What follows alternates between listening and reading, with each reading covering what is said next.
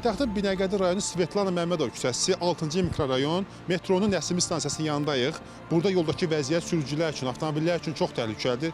Xüsusən axşam saatlarında ani bir diqqətsizlik avtomobillərin sıradan çıxmasına və yaxud da daha böyük fəsadlara səbəb ola bilər.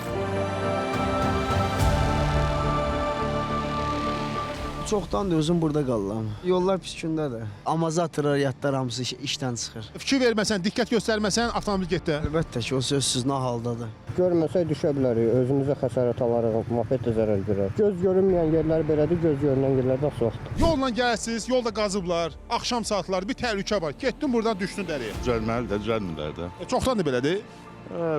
Bir il var. Bir ildir bura qazıb gediblər. Bir ildə də bura belədir. Belə vəziyyətdə avtomobillər, piyadalar gedib gəlir hə?